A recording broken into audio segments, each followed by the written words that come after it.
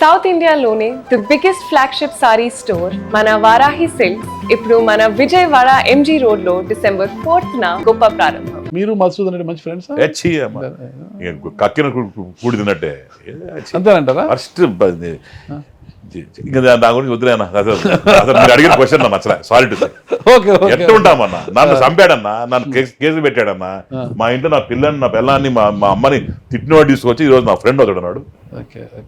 వచ్చి ఆ టోల్ ఉన్నా ఒకటి లేకపోయినా ఒకటి నిజంగా వెరీ నాకు నేను జనరల్గా మనిషిని దేశించాను. ఓకేనా, ఏడాది కాలం తర్వాత చంద్రబాబు నాయుడు గారు ఒక గ్రాఫ్ ఇచ్చారనమాట.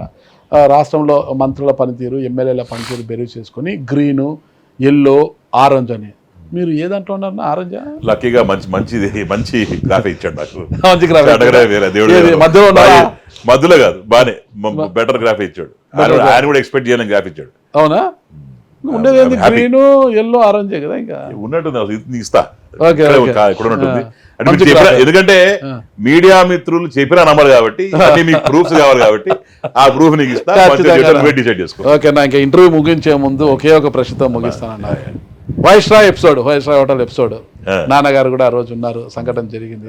అప్పుడు మీరు విద్యార్థి, చిన్న యువకుడు, 8వ క్లాస్ 9వ క్లాస్ ఉంటున్నారు. అప్పుడు ఆ రోజు మీరు వైస్రాయ్ హోటల్లో ఉన్నారంట. మీరు ఆ ఎపిసోడ్ అప్పుడు ఏం చూసారన్న అక్కడ? మీరు ఇవన్నీ ఎవరు చెప్తారన్న? ఎట్ట తీస్తావు కానీ చాలా జరిగింది. చాలా మంది అన్నారు, ఇంటర్వ్యూ చేస్తా ఉండవు, ఈ ఏడాది పెడతాడు నీకు, ఎందుకు అడుగుతారు? కానీ హోంవర్క్ మాత్రం బాగా చేసుకొస్తాం. అంత మామూలు అయితే వాస్తవం అన్న. ఎందుకంటే మేము ఆడిపోయింది, మేము అంటే ఫుడ్ ప్రియులం.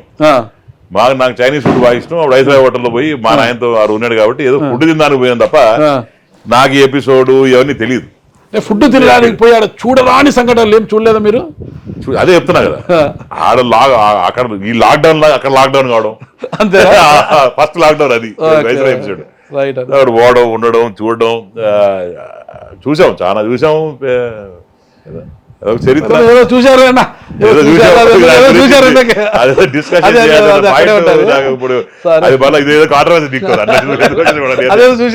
సరే, ఫైనల్ ప్రశ్న ఒకటే, నా చివరి ప్రశ్న ఒకటే.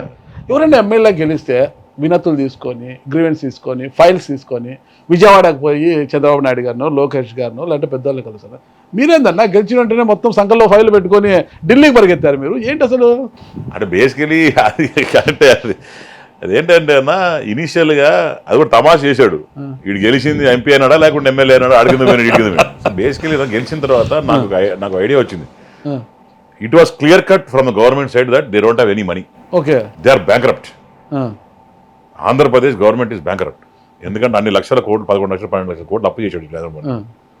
నా ఆలోచన ఏమొచ్చిందంటే, ఇప్పుడు ఒక బోర్ వేయాలన్నా సెంట్రల్ గవర్నమెంట్కి ఏదో ఫండ్ ఉంటుంది, ట్యాంక్ కట్టాలన్నా ఫండ్ ఉంటుంది, రోడ్ వేయాలన్నా సడక్ యూజ్ ఉంది, కరెంట్ వేసుకోవాలంటే ఇంకోటి ఉంది, సూర్య గారు ఉంది, లేకుంటే ఈ ప్రసాద్ స్కీమ్ ఉంది, అమృత్ స్కీమ్స్ ఉన్నాయి. ఇవన్నీ కూడా నాకు నాయన చెప్పేటోడు. సో ఒకడు ఒకసారి మాట్లాడుకొని అన్నీ కూడా తెలుసుకున్నా. ఇది I think 3rd month after I won. తెలిసిన తర్వాత నాకు తెలియదు, లెటర్లు ఇస్తే పని అయిపోద్ది అనుకుని అన్ని లెటర్లు కోసం డ్రాఫ్ట్ చేసుకొని నీట్ గా రెడీ చేసుకొని. డ్రాఫ్ట్ చేస్తారా? డ్రాఫ్టింగ్ లేదండి, నేను డ్రాఫ్ట్ చేయను, నాకు అంత నాలెడ్జ్ లేదు. నాకు దాని క్లారిటీ ఉంది.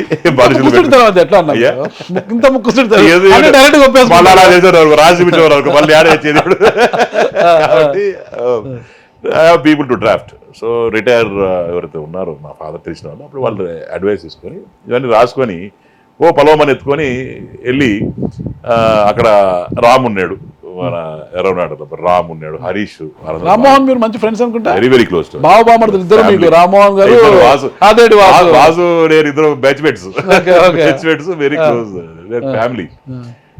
బాబు హరీష్ వాళ్ళందరూ కలిసి తీసుకెళ్లారు. హరీష్ అంటే తెలుసు కదా, ఎంపీ గారు హరీష్, వాళ్ళు యంగ్స్టర్స్ తీసుకెళ్ళి అందరి దగ్గర తిరిగి అందరు లెటర్లు ఇచ్చి, సార్ మాకు ఇది కావాలి, మాకు ఇది కావాలి, ఇది కావాలి, ఇది కావాలి, ఇది కావాలి లెటర్ ఇచ్చిన తర్వాత బాబు కన్సల్ట్ పిఎస్ మాతో ఫాలోఅప్ చేసుకొని ఏ సైన్ కియా, ఏ హోగా నాకు తెలియంది ఏముందంటే వాళ్ళ లెటర్ మళ్ళీ ఇక్కడికి పంపిస్తారు. ఓకే ఇక్కడ పంపించి ఇది మీ లెటర్ ఇచ్చి మీ ఎమ్మెల్యే గారు లెటర్ ఇచ్చారు, దీని మీద ఫాలో అప్ చేసుకొని 70-30 కిందనో 90-10 కిందనో 50-50 కిందనో ఇక్కడ గ్రాంట్ శాంక్షన్ చేస్తే అక్కడ ఇస్తారు. అది మనకు కొత్తలో అవగాహన లేదు, తెలియదు కదా. కొత్తలో ఇది కొత్త పిచ్చగాడు పొద్దురు కదా అన్నట్టు మనం ఏదో ఒకటి చేసేయాలి, కళాశాలలో బ్రహ్మాండం చేసేయాలి, ఓవర్ నైట్ ఏదో అల్లావుద్దీన్ అతిపతి పనులు మార్చేయాలి అని చెప్పి ఒక ఎగ్జైట్మెంట్ యంగ్స్టర్స్ కాబట్టి చేసాం. చేసిన తర్వాత నాకు మళ్ళీ ఫోన్ వచ్చి సీఎం నుంచి ఇవి ఇచ్చావా అని. అవును ఇచ్చానండి. Okay good, okay will verify. Letter వచ్చింది, తిరిగి వచ్చింది, వచ్చింది, అది మేము చేస్తాం పెట్టి చేస్తాడు. Actually I'm very happy. ఈసారి అయితే లోకేష్ అన్న తీసుకున్నాడట, అమృత్ స్కీమ్ కింద లోకేష్ గారు డెవలప్ చేద్దామని మంగళగిరి చేస్తాం. నెక్స్ట్ ఆయన అడిగారు, నెక్స్ట్ టైం నాకు అవకాశం అంటే ఎందుకు త్రీ కాన్స్టిట్యూన్సీస్ ఇస్తారు ఇయర్లీ, నెక్స్ట్ మనకి కాళహస్తికి తీసుకుందామని. అప్పుడు పెట్టింది 16 నెలలు క్రితం పెట్టింది. ఈసారి మనకు 150 కోట్లు 200 కోట్లు వస్తే అండర్ గ్రౌండ్ డ్రైనేజ్ సిస్టమ్ అవన్నీ చేస్తాం. అట్లనే ఈ ప్రసాద్ స్కీమ్ కింద మల్టీ లెవెల్ కార్ పార్కింగ్, ఇప్పుడు లెవెల్ ల్యాండ్ తక్కువ ఉంది కాబట్టి మల్టీ లెవెల్ కార్ పార్కింగ్ కావచ్చు, అక్కడ డెవలప్మెంట్స్ కావచ్చు, అవన్నిటికి కూడా చేసి అట్లనే గుడిమల్లం కూడా ముందు బుక్ ఉంది కదా, అది స్వామివారిది. మేము Gudimallam suppose to be the first Shivalinga ever existing అని అర్థం అండి. ఇది ఈ రోజు కూడా అది దేంతో తయారు చేశారా అనేది, ఆ రాయి అనేది ఈరోజు తెలియదు. రాయా మీటరాయిడా, అసలు స్టోనా మీటరాయిడా ఏం అది అని ఎక్కడి నుంచి జర్మనీ నుంచి అక్కడి నుంచి వచ్చి సైంటిస్ట్ టెస్ట్ చేసినాడే. ఈ రోజు కూడా అది ఏ మెటీరియల్తో తయారు చేసింది ఎవరు తెలియదు ఇది ఈ యుగంలో కూడా. సో దాని గురించి మంచి కాఫీ టేబుల్ బుక్ చేసి అందరికీ పంపించి దాన్ని ప్రమోట్ చేశా ఈ టెంపుల్ని. సో ఈ రకంగా అక్కడ కూడా మల్టీ కార్ పార్కింగ్ అవన్నీ దీని గురించి లెటర్స్ ఇవ్వడం, ఈ టెంపుల్ ప్రమోషన్ చేసుకుంటా. దాని తర్వాత ఏమేమి ఇచ్చిన తర్వాత ఏదో రానియండి. ఇప్పుడు సాగుతు సచివుడు పెళ్లికి వచ్చింది కట్నం, ఏదో పెడితే ఏదో వస్తే ఏదో 2 మార్కులు రాకపోతాయి, 0 మార్కులు కూడా 2 మార్కులు వస్తాయి. ఏదో రాస్తే వాడు బచ్చి భరత్ బాబు ఇంత రాశాడు కదా, ఇంకి వేసాడు, ఏదో 2 మార్కులు వేస్తాడు కదా చెప్పుకోవడానికి.